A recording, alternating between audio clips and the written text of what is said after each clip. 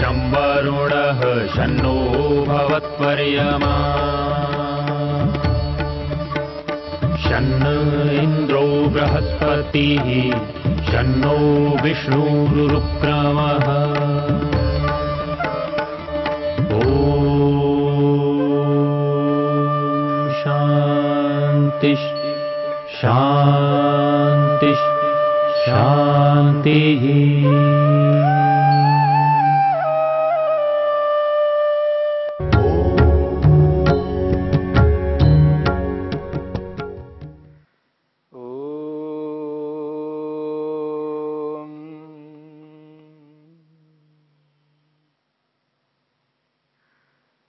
मैत्री को लेकर के हम विचार कर रहे हैं। मित्र बनाना, योग में गति को प्राप्त करना है। योग में गति प्राप्त करना है यानी योग में आगे बढ़ना है। योग के लक्ष्य को प्राप्त करना है अर्थात समाधि को प्राप्त करना है। आत्मदर्शन प्रभु दर्शन करना है। उसके लिए योगाभ्यास करना है, योग के अंगों का अनुष्ठान करना है। जब व्यक्ति योगाभ्यास करता है उसके सामने अलग अलग प्रकार की बाधाएं, विपत्तियां, समस्याएं आती हैं। व्यवहार काल में कठिनाइयां उत्पन्न होती हैं तो उन कठिनाइयों का समाधान योगाभ्यासी को करना है। व्यवहार काल में अलग अलग प्रकार के लोग उसके सामने आएंगे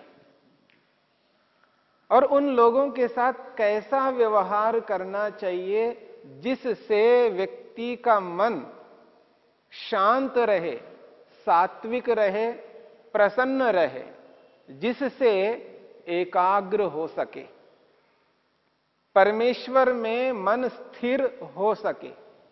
उसके लिए व्यवहार अत्यंत आवश्यक है और वह व्यवहार उत्तम से उत्तम होना चाहिए। उसके लिए महर्षि पतंजलि ने व्यवहार को बहुत अच्छे ढंग से प्रस्तुत किया है, किस प्रकार का व्यवहार करना चाहिए। प्रारंभिक योगाभ्यासी जिसने योग को प्रारंभ किया है, जिस योगाभ्यासी को अभी विवेक वैराग्य उत्पन्न नहीं हुआ है, जिस योगाभ्यासी को समाधि नहीं लगी है, ऐसे योगाभ्यासी व्यक्ति के लिए 4 प्रकार के व्यवहार बताए हैं कि संपूर्ण ब्रह्मांड में 4 प्रकार के लोग होते हैं। एक वर्ग वह है जो सुखी है और एक वर्ग वह है जो दुखी है। एक वर्ग वह है जो पुण्यात्मा है, धर्मात्मा है, और एक ऐसा वर्ग है जो पापात्मा है, अपुण्यात्मा है। सुखी व्यक्तियों के प्रति योगाभ्यासी का व्यवहार कैसा होना चाहिए, योगाभ्यासी सुखी लोगों के प्रति क्या व्यवहार करे, तो उसके लिए महर्षि पतंजलि कहते हैं उनकी मित्रता में मित्र बनना है। जो सुखी व्यक्ति है उन सभी व्यक्तियों को मित्र बनाना है और मन से बनाना है। शरीर से और वाणी से जितने मित्र बन सकते हैं बने और बनाएं, पर सबको मित्र शरीर से और वाणी से नहीं बना सकते हैं। तो महर्षि पतंजलि कहते हैं मन से बना लो और उन सबको मित्र बना लो जो सुखी हैं या सुख के साधनों से संपन्न हैं, जिनको हम जानते हैं अथवा नहीं जानते हैं, जो हमारे दृष्टिगोचर में आने वाले हैं अथवा नहीं हैं। संसार के इस ब्रह्मांड के जिस किसी भी कोने में रहते हो, किसी भी कोने में रहते हो, ऐसे उन सुखियों के प्रति, उन सुखों के साधनों से युक्त जो व्यक्ति है, उनके प्रति मैत्री का भाव मन में उत्पन्न होना चाहिए। अनेक बार मन में एक प्रश्न उपस्थित होता है। कोई व्यक्ति गलत करता है, किसी ने गलती की है, दोष किया है, और है वो सुखी व्यक्ति, सुख से संपन्न है या सुख के साधनों से परिपूर्ण है, उसके पास में सुख के साधन विपुल मात्रा में है, परंतु उसकी गलती दिखाई देती है, उसका दोष दिखाई देता है। तो ऐसे व्यक्ति के प्रति मैत्री का भाव क्यों रखें, ये मन में ऐसे विचार उत्पन्न होते हैं। परंतु इन विचारों को उत्पन्न होने नहीं देना है। हमें यह समझना है कि मैं कौन हूं। मैं एक योगाभ्यासी हूं, योग को करने वाला हूं, योग में गति प्राप्त करना है, योग में आगे बढ़ना है, मेरा लक्ष्य समाधि को प्राप्त करना है। ऐसे योगाभ्यासी को इस प्रकार के विचार मन में नहीं लाना है कि इसने दोष किया है या ये गलत है, ये मन में नहीं लाना है। मन में ये लाना है कि यदि यह सुखी है अथवा सुख के साधनों से युक्त है, तो इस व्यक्ति के प्रति मैत्री का भाव मन में उत्पन्न करना है। यह निर्णय करना है यह व्यक्ति मित्र है। यह कैसे हो सकता है? उसने दोष किया। मान लीजिए किसी ने टैक्स नहीं भरा, हमें पता लग रहा है कि इसने टैक्स नहीं भरा अथवा कम भरा है, तो दोष तो है। किसी ने झूठ बोला है, दोष तो है। किसी ने अन्याय किया, दोष तो है। ऐसे बहुत सारे दोष दिखाई देंगे। औरों की तो थोड़ी देर के लिए रोक दीजिएगा, अपने ही लोगों के दिखाई देंगे। मां का, पिता का, भाई का, बहन का, अपने निकट के निकट व्यक्ति का, पति का, पत्नी का, कोई ना कोई तो दोष दिखाई तो देगा। तो क्या उनके प्रति हम मैत्री का भाव नहीं रखेंगे? रखते हैं, रखना ही चाहिए। जैसे अपने निकट व्यक्तियों के प्रति भी हम मैत्री का भाव रखते हैं, उनमें दोष होते हुए भी उनको अपना मानते हैं, ऐसे ही जो अपने नहीं है, यानी रक्त संबंध जिनका नहीं है, जो दूर के हैं, पूरे संसार में फैले हुए हैं, जो सुखी हैं या सुख के साधनों से युक्त है, उनके प्रति भी वैसा ही भाव रखना है, वही भाव रहना है, तभी मित्र बना पाएंगे। और ये ऐसा करना आवश्यक है, अनिवार्य है। और ऐसा करके उनके दोषों को हम छुपाना नहीं चाह रहे हैं। मेरी बात को समझने का प्रयत्न करना। हम ऐसा करके उनके दोषों को छुपाना नहीं चाह रहे हैं, उनके दोषों को दूर करेंगे। जब कभी भी अवसर आएगा, जो हमारे निकट के लोग हैं, उनके दोषों को हटाने का प्रयास करेंगे, तो भी उनको अपना मान करके चलते हैं। ठीक उसी प्रकार से जो रक्त संबंध नहीं है, जिनका खून का संबंध जिनके साथ में नहीं है, अपने सगे नहीं है, जो दूर के हैं, संसार भर में जिस किसी भी कोने में है, पर है सुखी, सुख के साधनों से युक्त हैं, ऐसे लोगों को मित्र बनाना है। उनके प्रति मैत्री का भाव मन में रखना है, स्थिर करना है, निर्णय करना है, वो सबके सब मेरे मित्र हैं। मित्रस्य अहम चक्षुषा सर्वाणि भूतानि समीक्षे, वेद भी कहता है, मैं उन सभी प्राणियों को, उन सुखी व्यक्तियों को, सुखी प्राणियों को मित्र की दृष्टि से देखना चाहता हूं। मैं उनको मित्र मानता हूं, मन से मित्र उनको बना लिया। ऐसी स्थिति में हमें रहना है। उनके जो छोटे मोटे दोष दिखाई देते हैं, उनको देख करके उनके प्रति गलत भाव मन में उत्पन्न नहीं करना। वर्ग जो हम बना रहे हैं, जो वर्गीकरण करते हैं, वो जो वर्गीकरण है, उस वर्गीकरण को समझने का प्रयत्न करना है। जिनको हम सुखी कह रहे हैं, वो सुखी, सुख के साधनों से जो संपन्न है, वो मेहनती है, पुरुषार्थी है, मेहनत किया, पुरुषार्थ किया, तब जाकर के ऐसे साधनों को प्राप्त किए हैं। हां, वो झूठ भी बोलते हैं, वो इल्लीगल काम करते हैं, कोई बात नहीं, पर उनकी मुख्य वृत्ति नहीं है, उनकी प्रवृत्ति वैसी नहीं है। वो अच्छे कामों को करते हुए भी बीच बीच में ऐसा कर देते हैं आदतन।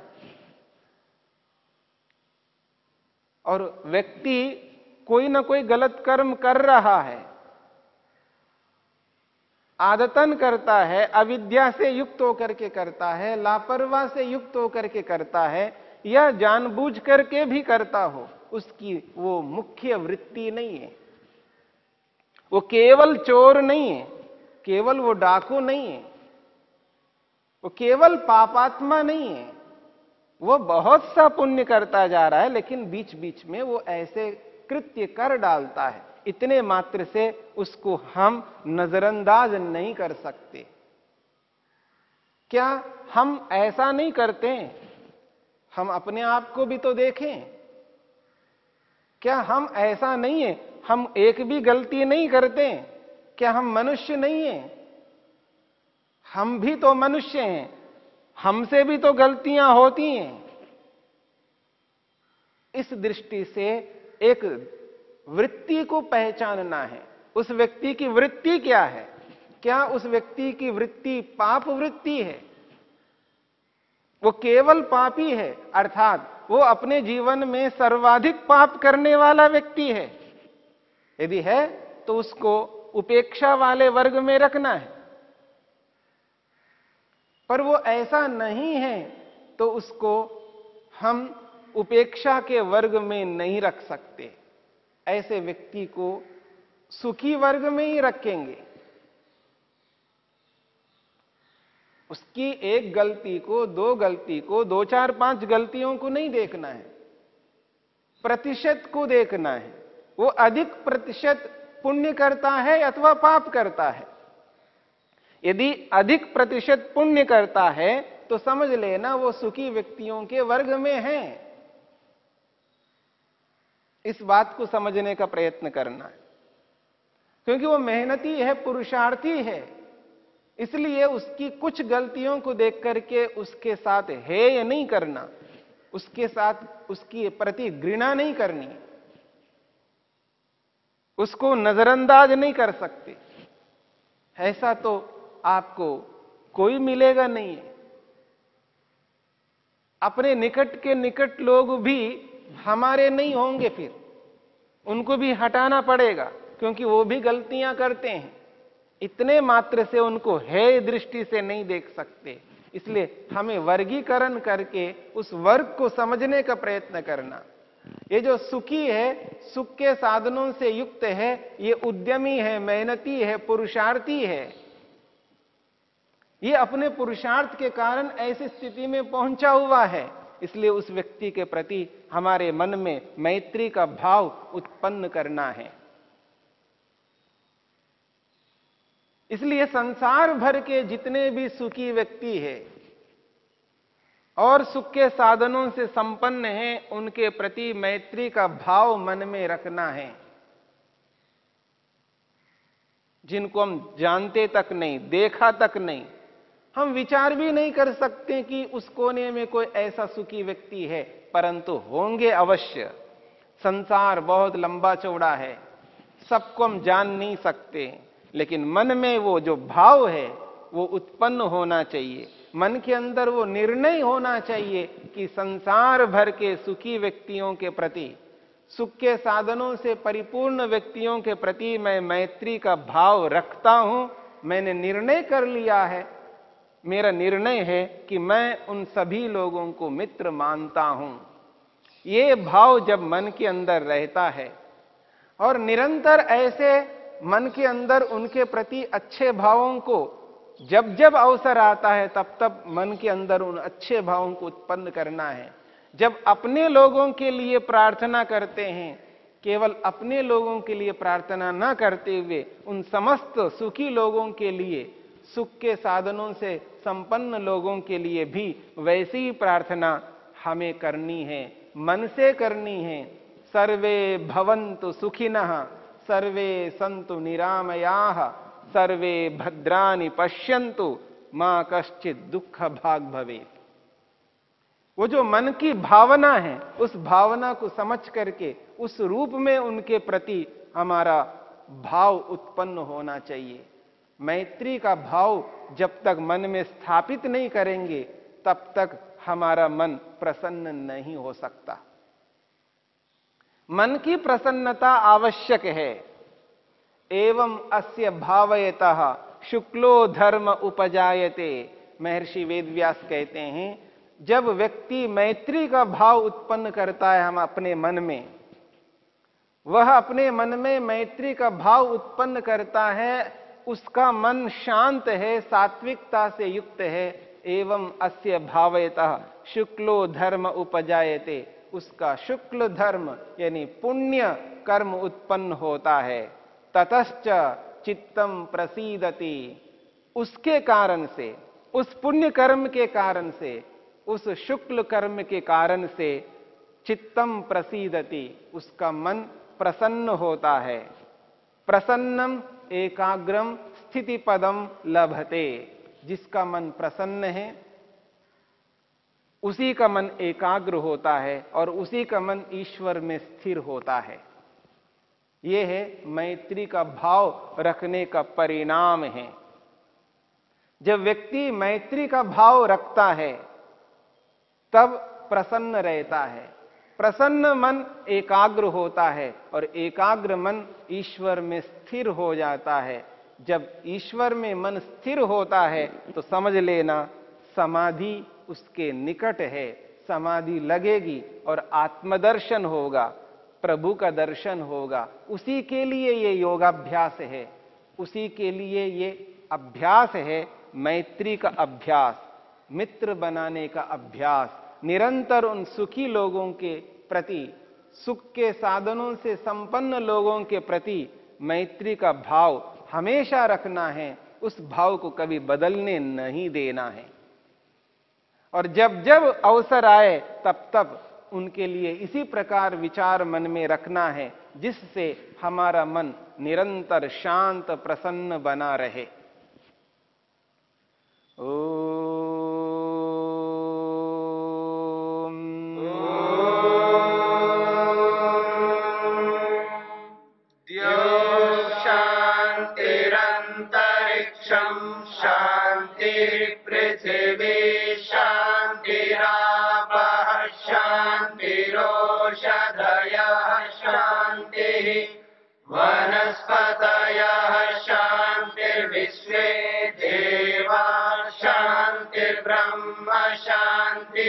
सर्वं शांति शांतिरेव शांति शांति।